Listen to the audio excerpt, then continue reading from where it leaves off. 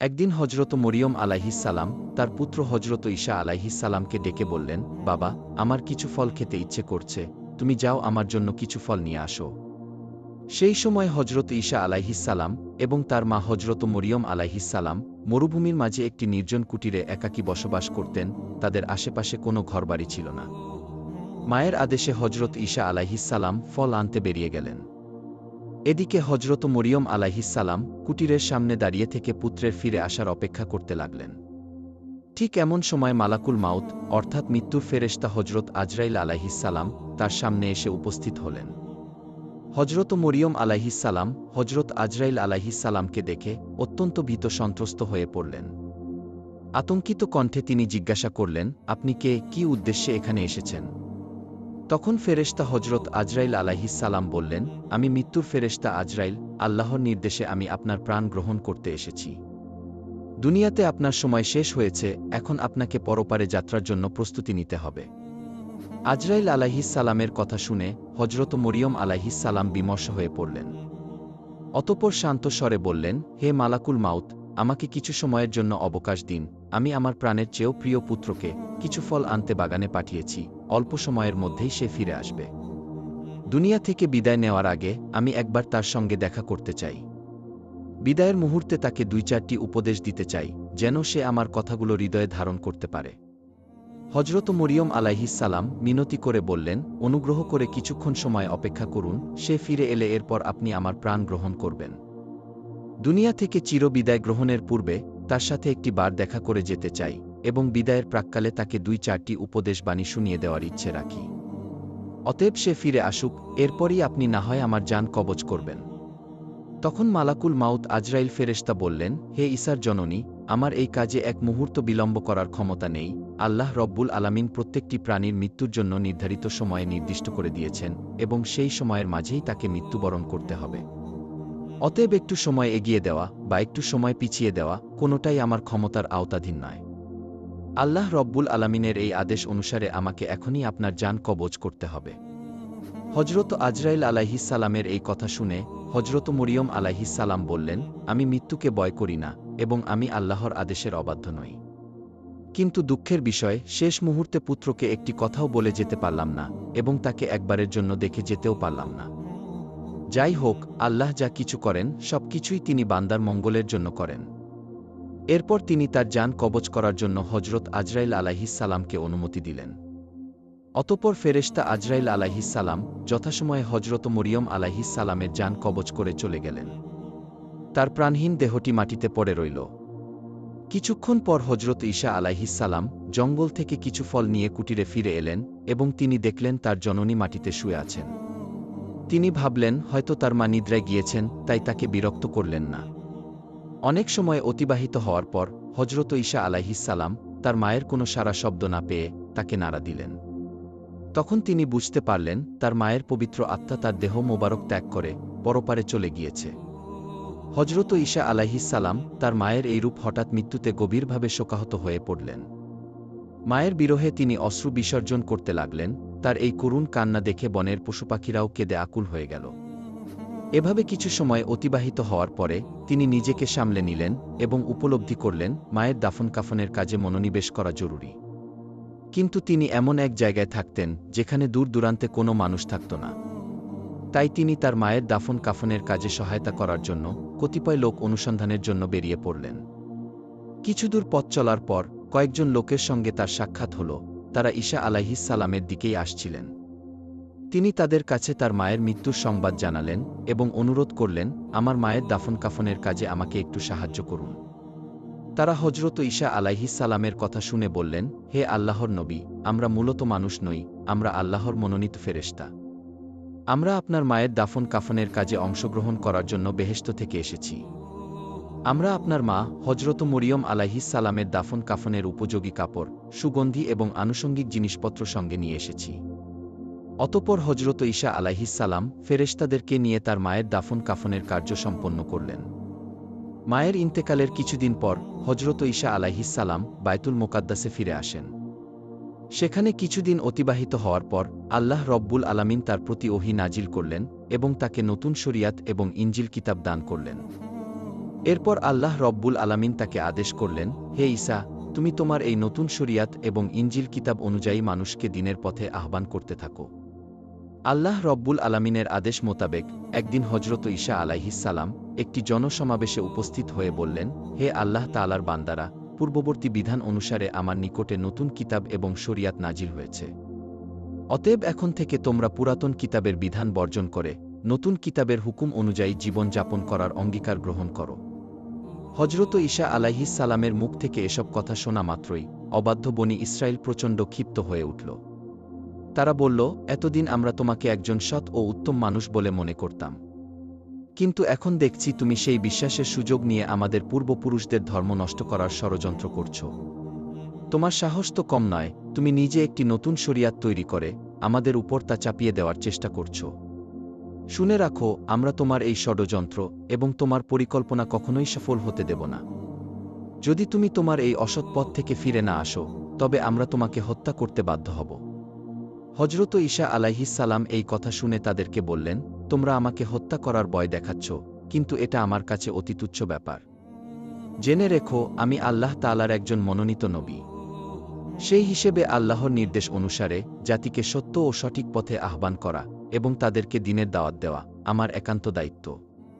অতএব আমি তোমাদেরকে এই সত্য পথ গ্রহণের জন্য বিশেষভাবে অনুরোধ জানাচ্ছি। অন্যথায় তোমাদের উপর সেইরূপ আযাব নাজিল হবে যেরূপ ইতিপূর্বে অন্যান্য উম্মাতের উপর নাজিল হয়েছিল। অতঃপর নবীর এই নতুন শরিয়াতের কথা প্রচার হওয়ার সাথে সাথে বনী ইসরায়েলদের মাঝে বিভিন্ন ধরনের আলোচনা এবং সমালোচনা শুরু হল। কিছু অবাধ্য লোক নবীর বিরোধিতায় মেতে উঠল, আবার কিছু লোক হজরত ঈসা আলাইহিসসালামের নিকটে এসে কালিমা পড়ে ইসলাম ধর্ম গ্রহণ করল। নবী তার অনুসারীদের সামনে অসংখ্য মোজেজা প্রদর্শন করলেন। তার দেখানো মোজেজাগুলোর মধ্যে অন্যতম ছিল মৃত ব্যক্তিকে জীবিত করা, জন্মগত অন্ধকে সুস্থ করে তোলা, কুষ্ঠ রোগীকে আরোগ্য দান করা এবং মাটি দিয়ে পাখি তৈরি করে তাতে প্রাণ সঞ্চার করা। নবীর এইসব আশ্চর্যজনক নিদর্শন দেখে বহু মানুষ সত্যের পথে ফিরে এল। তবে যারা একগুঁয়ে এবং দুর্ভাগা ছিল, তারা এত সব স্পষ্ট প্রমাণ দেখেও নবীর বিরোধিতায় লিপ্ত রইল।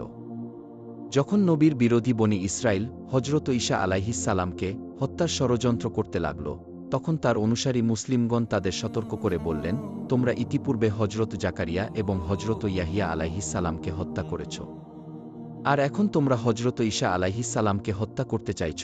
এটা জাতির জন্য একটি ভয়ানক এবং বিপজ্জনক তৎপরতা। তোমরা এই তৎপরতা ও ষড়যন্ত্র থেকে ফিরে আসো। হজরত ঈসা আলাইহিসসালাম অবশ্যই আল্লাহর একজন খাস নবী। তিনি তোমাদের সামনে যে সকল মোজেজা প্রদর্শন করেছেন সেগুলো তার নবী হওয়ার প্রমাণের জন্য যথেষ্ট। অপর একদিন হজরত ঈসা আলাইহিসসালাম একটি জনসমাবেশে উপস্থিত হয়ে বললেন, হে আল্লাহর বান্দারা, আল্লাহ তাআলা হজরত মূসা আলাইহিসসালামকে শনিবার দিন ইবাদাতের জন্য নির্দিষ্ট করে দিয়েছিলেন, আর তিনি আমাকে দিয়েছেন রবিবারের দিন। অতএব রবিবারের দিন তোমরা সকল কাজকর্ম ও ব্যবসা বাণিজ্য পরিত্যাগ করে একমাত্র আল্লাহ রব্বুল আলামিনের ইবাদত করবে। এই দিনে তোমরা আল্লাহ তাআলার কিতাব তিলাওয়াত করবে, মানুষকে সৎ কাজের আদেশ দেবে এবং মন্দ কাজ থেকে ফিরিয়ে রাখবে। কোনরূপ পার্থিব কাজে মনোনিবেশ করা যাবে না। এই হুকুম অমান্য করলে আল্লাহ রব্বুল আলামিন তোমাদের উপর অসন্তুষ্ট হবেন এবং তোমাদের উপর তার শাস্তি, বিপদাপদ এবং কঠিন আযাব আসার সম্ভাবনা বেড়ে যাবে। অতএব হে বনী ইসরায়েল সম্প্রদায়, তোমরা আমার এই দাওয়াত কবুল করো এবং মনোযোগ সহকারে এই বিধানের উপর আমল করো। তিনি আরও বললেন, হে বনী ইসরায়েলের ভাইয়েরা, আমি তোমাদেরকে আরও একটি সুসংবাদ দিতে চাই। তোমরা জেনে রাখো, আল্লাহ রব্বুল আলামিন আমার উপর যে কিতাব নাজিল করেছেন, আমি তার হুকুম প্রতিষ্ঠিত করার জন্য দিন রাত চেষ্টা চালিয়ে যাব। তবে আমার পর তোমাদের নিকটে আরও একজন মহান নবী আগমন করবেন, আমি তার সুসংবাদ তোমাদের কাছে রেখে যাচ্ছি। তার নাম হবে মুহাম্মদ, তিনি হবেন পৃথিবীর সর্বশ্রেষ্ঠ এবং সর্বশেষ নবী। যদি তোমাদের কেউ তার যুগে উপস্থিত থাকো, তাহলে তোমরা অবশ্যই তার দ্বীন এবং ধর্ম গ্রহণ করবে। যে ব্যক্তি তার আনুগত্য করবে সে হবে সর্বাপেক্ষা সম্মানিত ব্যক্তি। তার উপর এক মহান কিতাব অবতীর্ণ করা হবে, যার নাম হবে আল কুরআন। যে ব্যক্তি সেই কুরআন পাঠ করবে এবং তদ অনুযায়ী আমল করবে, সে অসংখ্য সওয়াব ও মর্যাদার অধিকারী হবে। তোমরা সেই নবীর প্রতি হৃদয়ের গভীর থেকে দরুদ ও সালাম পাঠ করবে, কেননা তিনি এমন একজন নবী যার প্রতি স্বয়ং আল্লাহ তাআলা এবং ফেরেশতারাও দুরূদ পাঠ করেন। সেই নবীকে আল্লাহ রব্বুল আলামিন তার হাবিব বা দোস্ত বলে আখ্যায়িত করেছেন। আল্লাহ রব্বুল আলামিন যদি তাকে সৃষ্টি না করতেন তাহলে আসমান ও জমিন কিছুই সৃষ্টি করতেন না। অতএব তোমরা এর মাধ্যমে বুঝে নাও তার মান ও মর্যাদা কতটা সুউচ্চ। আমি একজন নবী হওয়া সত্ত্বেও সেই আখেরি নবীর একজন সাধারণ উম্মতের অন্তর্ভুক্ত হওয়ার জন্য অত্যন্ত আগ্রহী। যদি আল্লাহ রব্বুল আলামিন আমার এই প্রার্থনা কবুল করেন তাহলে আমি নিজেকে অত্যন্ত সৌভাগ্যবান মনে করব। ধর্মদ্রোহী বনি ইসরাইল হজরত ঈসা আলাইহিস সালামের বক্তব্য শুনে বলল, এ তো দেখছি হজরত মুসার শরীয়তকে বাতিল করে নিজে এক নতুন শরীয়ত প্রবর্তনের মাধ্যমে রাজনৈতিক ক্ষমতা দখলের ষড়যন্ত্র করে চলেছে। এছাড়াও নতুন এক শ্রেষ্ঠ নবীর আগমনের কথা বলে আমাদেরকে তার দিকে আকৃষ্ট করার চেষ্টা করছে। আমরা এই দুর্বিসন্ধির জাল ভেদ করে তার গোপন উদ্দেশ্য সম্পর্কে অবগত হতে সক্ষম হয়েছি। অতএব দেশের বাদশার নিকটে তার এই ষড়যন্ত্রের কথা খুলে বলা উচিত। এমন অবস্থায় আমাদের আর বিলম্ব করা ঠিক হবে না, অতি সত্বর এই খবর বাদশাকে জানিয়ে এর সমুচিত শাস্তির ব্যবস্থা গ্রহণ করা উচিত। তখনকার সময়ে বায়তুল মোকাদ্দাস এবং জেরুজালেম রাজ্যের বাদশাহ বনি ইসরায়েলের কন্ট্রোলে ছিল। বনি ইসরায়েলের বাদশাহ হজরত ঈসা আলাইহিস সালাম এবং তার অনুসারীদের ঘোর বিরোধী ছিল। বনি ইসরায়েলদের মধ্যে যখন এরূপ চরম দ্বন্দ্বমুখর পরিবেশের সৃষ্টি হল, তখন সে হজরত ঈসা আলাইহিস সালাম এবং তার অনুসারীদেরকে চিরতরে দুনিয়া থেকে মুছে দেওয়ার জন্য ধর্মদ্রোহিতায় লিপ্ত হল।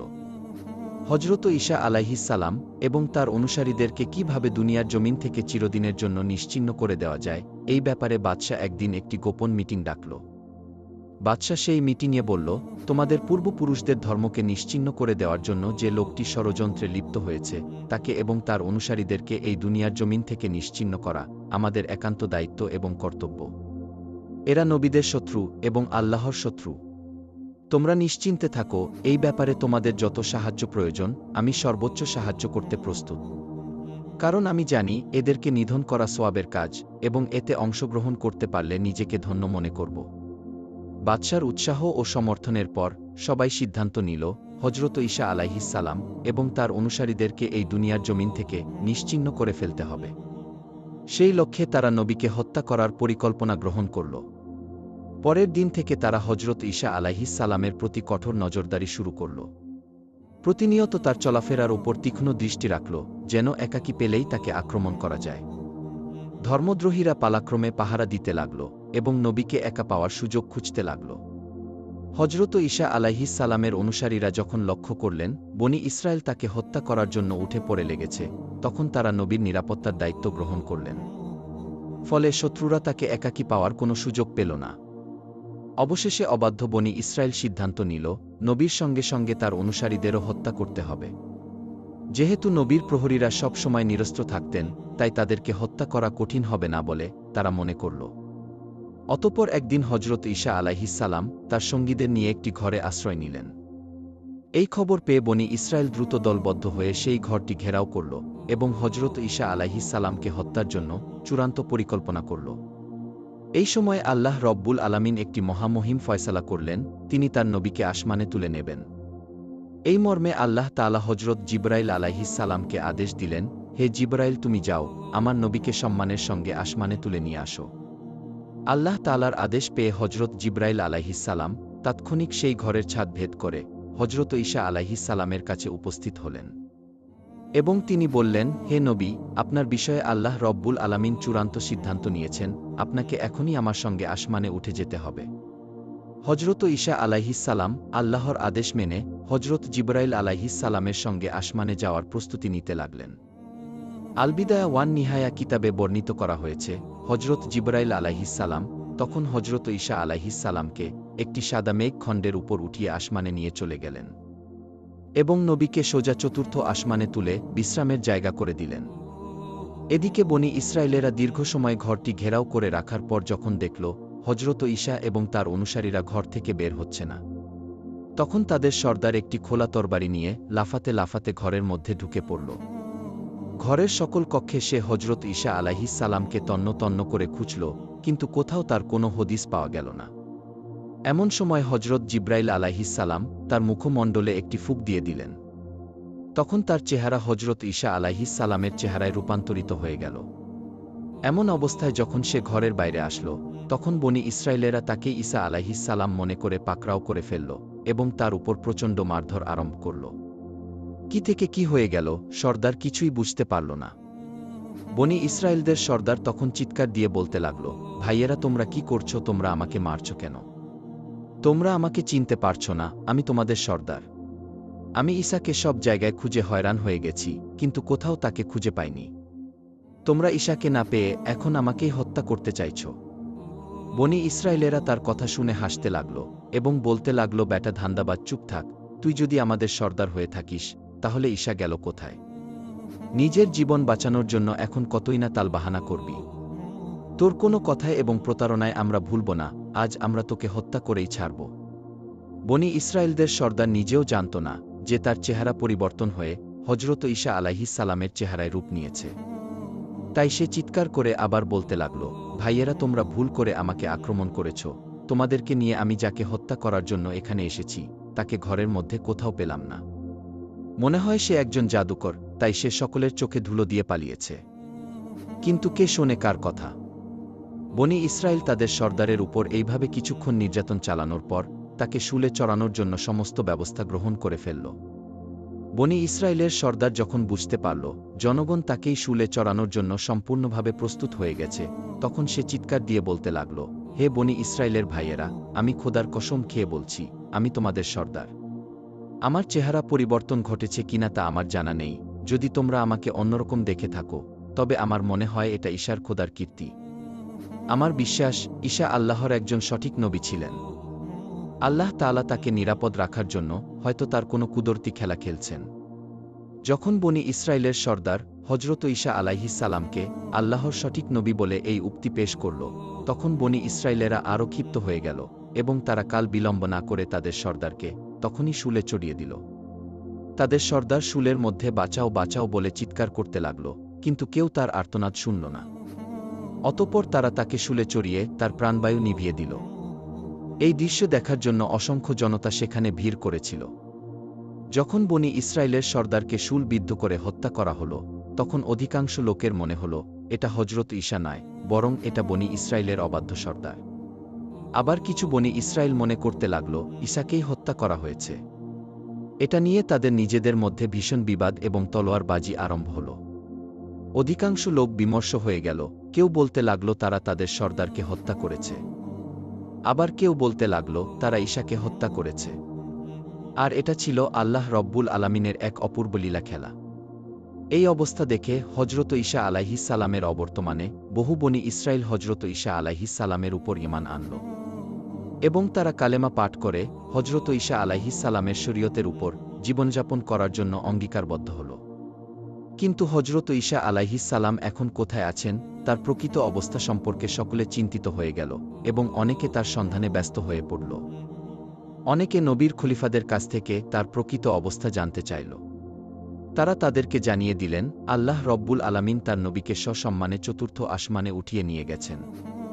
পরবর্তীতে আল্লাহ রব্বুল আলামিন পবিত্র কুরআনুল কারীমের মাধ্যমে হজরত ঈসা আলাইহিস সালামকে জীবিত অবস্থায় দুনিয়া থেকে তুলে নেওয়ার ঘটনাটি মানব জাতিকে জানিয়ে দিয়েছেন। হাদিস শরীফে বর্ণিত আছে, শেষ জামানায় পৃথিবীতে দাজ্জাল নামের একজন শক্তিশালী কাফেরের আবির্ভাব ঘটবে। সে চমক লাগানো কিছু দৃশ্য মানুষকে দেখাবে। সে মানুষের মৃত পিতা মাতাকে জীবিত করে দেবে। আসমানকে বৃষ্টি বর্ষণ করতে বললে আসমান বৃষ্টি বর্ষণ করবে। জমিনকে ফসল উৎপন্ন করতে বললে জমিন ফসল উৎপন্ন করবে। দাজ্জালের এই সকল কেরামতি দেখে অধিকাংশ মানুষের ঈমান নষ্ট হবে।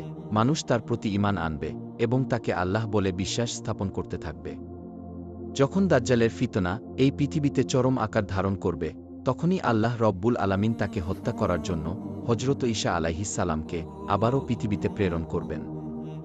যখন হজরত ঈসা আলাইহিস সালাম এই পৃথিবীতে পুনরায় আসবেন, তখন তিনি আমাদের নবী হজরত মুহাম্মদ সাল্লাল্লাহু আলাইহিস সালামের একজন উম্মত হয়ে আসবেন। হজরত ঈসা আলাইহিস সালাম এই পৃথিবীতে আগমনের পর দাজ্জালকে হত্যা করবেন এবং মুমিনদেরকে নিয়ে পৃথিবীতে তিনি একটি ইসলামী রাষ্ট্র কায়েম করবেন। হাদিস শরীফে বর্ণিত আছে, হজরত ঈসা আলাইহিস সালাম এই পৃথিবীতে পুনরায় আগমন করার পর ৪০ বছর জীবনযাপন করবেন। অতঃপর তার ইন্তেকাল হবে এবং তাকে রাসূল সাল্লাল্লাহু আলাইহিস সালামের রওজা মোবারকের পাশেই দাফন করা হবে। আল্লাহ রব্বুল আলামিন আমাদের সকলকে হজরত ঈসা আলাইহিস সালামের এই তাৎপর্যপূর্ণ ঘটনা থেকে শিক্ষা গ্রহণ করে নিজেদের জীবনে আমল করার তৌফিক দান করুন।